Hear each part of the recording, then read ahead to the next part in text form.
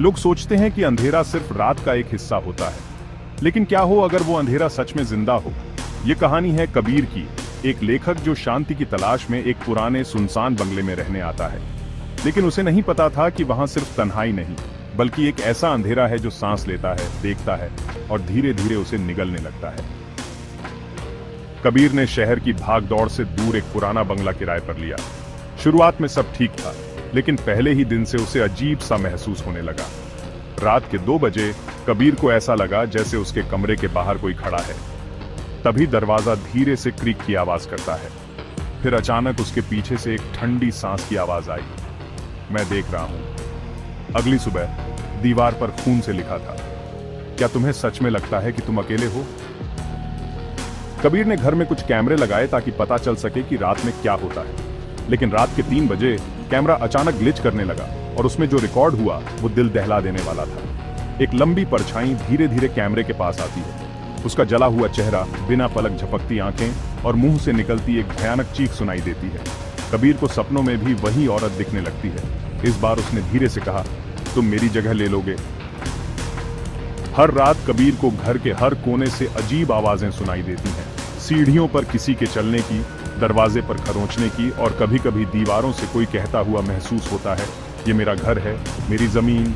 कबीर का दिमाग धीरे धीरे टूटने लगता है। एक रात उसकी नींद खुलती है और वो देखता है कि कोई उसके बिस्तर के नीचे से उसे घूर रहा है। लाल आंखें और धीरे धीरे उसकी ओर बढ़ते हुए हाथ। जैसे ही वो नीचे झांकता है, अचानक एक हाथ उसका पैर पकड़ लेता है और उसकी चीख पूरे घर में गूंज जाती है। गांव वाले बताते हैं कि ये बंगला पहले एकता नाम की औरत का था। उसके पति ने उसे जिंदा जला दिया था। कबीर को उस बंगले में एकता की पुरानी डायरी मिलती है, जिसमें लिखा था, जिस दिन तुम मेरा दर्द महसूस करोगे, तुम मेरी जगह ले लोगे। अगली रात पूरा घर खून से लथपथ हो जाता है। एकता की आत्मा हर कोने में दिखाई देती है। उसकी जलती हुई परछाई हर तरफ घूम रही होती है। कबीर शीशे में अपना चेहरा देखता है, लेकिन उसमें उसकी जगह एकता खड़ी होती है। वो उसकी गर्दन पकड़ लेती है और फुसफुसाती है, यहां से कोई नहीं जाता। कबीर फैसला करता है कि वो इस आत्मा को मुक्त करेगा, पर अब हर दीवार, हर कोना उसे घूर रहा होता है। वो एक दीपक जलाता है जिससे आत्मा को मुक्ति मिल सकती है।